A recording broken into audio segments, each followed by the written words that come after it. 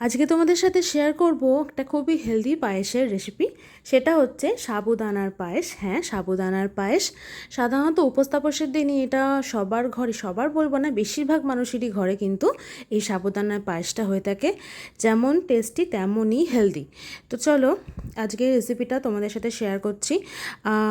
ঠাকুমা দিদিমারা কিন্তু নিজেদের উপোসের দিনে এই সাবুদানার পায়েস বানিয়ে কিন্তু নিজের উপোসটা পালন করতো।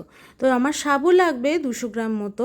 আমি ভালোভাবে এটা জল দিয়ে ধুয়ে নিয়ে জল দিয়ে ভিজিয়ে রেখে দিয়েছিলাম মোটামুটি 3 ঘন্টা মতো। তারপর দেখো এটা নরম হয়ে যেতে অনেকটাই বেড়ে গেছে। 3 ঘন্টা বাদে জলটা ঝরিয়ে দিয়ে আমি শুকনো করে এইভাবে রেখে দিয়েছি।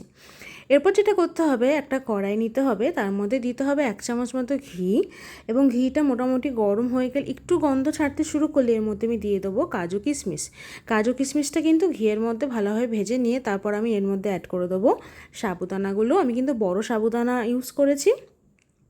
এরপর সাবুদানা, কাজু, কিশমিশ ভালোভাবে একসাথে ভেজে নিতে হবে। এরপর এর মধ্যে অ্যাড করে দেবো 750 ml মতো দুধ। এখানে কিন্তু হাফ লিটারে একটু বেশি আর 1 লিটারে একটু কম দুধটা রয়েছে। এই দুধটা আমি পুরোটাই এর মধ্যে অ্যাড করে দিলাম। দুধটা আমার আগে থেকে কিন্তু জাল দিয়ে নেওয়া ছিল।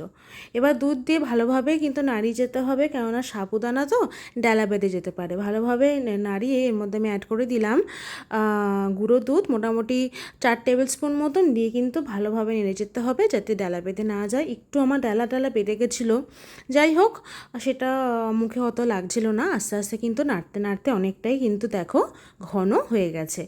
এরপর আমি গ্যাসটা বন্ধ করে দেবো এবং এই অবস্থায় এসে আমি এর মধ্যে অ্যাড করব গুড়। হ্যাঁ ঠিক, আমি গুড় দিয়ে করেছি। তোমরা চাইলে পুরোটা চিনি দিয়ে করতে পারো। আমার ঘরে গুড় ছিল তাই আমি গুড় দিয়ে করেছি। আর দিয়ে দিলাম 2টো এলাচ পুরোপুরি ফাটিয়ে একদম নিয়ে ভালোভাবে গুড় দিয়েও কিন্তু এবার এটাকে ভালোভাবে অনেকক্ষণ মিশিয়ে নিয়ে একটু ফুটিয়ে নিতে হবে, আর একটু ঘন করে নিতে হবে। খুব বেশি ঘন করার দরকার নেই, কেননা সাবু এমনিই দুধে ভিজে আবার একটু বেড়ে যাবে, নিয়ে আবার বেশি টান টান হয়ে যাবে, তাই বেশি আবার গাঢ় করবার দরকার নেই। আমার কিন্তু রেডি হয়ে গেছে সাবুদানার পায়েস। গুড় দিয়ে বানিয়েছি। তোমরা কিন্তু বাড়িতে অবশ্যই এটা ট্রাই করো।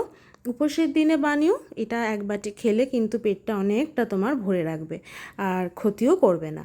তো চলো, আমি একটা জায়গায় এটা বেড়ে নিয়েছি, একটা কাঁচের জায়গায় নিয়ে আমি ওপরে একটু ছোট ছোট কাজু বাদাম টুকরো করে কেটে ভেঙে রেখেছিলাম, সেইগুলো দিয়েছি, আর কয়েকটা কিশমিশ ওপরে দিয়ে সার্ভ করেছি। চলো, আমার রেডি হয়ে গেছে সাবুদানার পায়েস। তোমরা কিন্তু বাড়িতে অবশ্যই ট্রাই করো আর বলো কেমন হয়েছে। তোমরা কিন্তু চাইলে এটা পুরোটা চিনি দিয়েও করতে পারো, আবার চাইলে পুরোটা গুড় দিয়েও করতে পারো। আমার ঘরে গুড় ছিল তাই গুড়টা দিয়েছি। তো চলো, আজকের ভিডিওটা এত অবধি। যদি ভালো লেগে থাকে অবশ্যই লাইক করো, শেয়ার করো, কমেন্ট করতে ভুলো না কিন্তু। Till then, tata.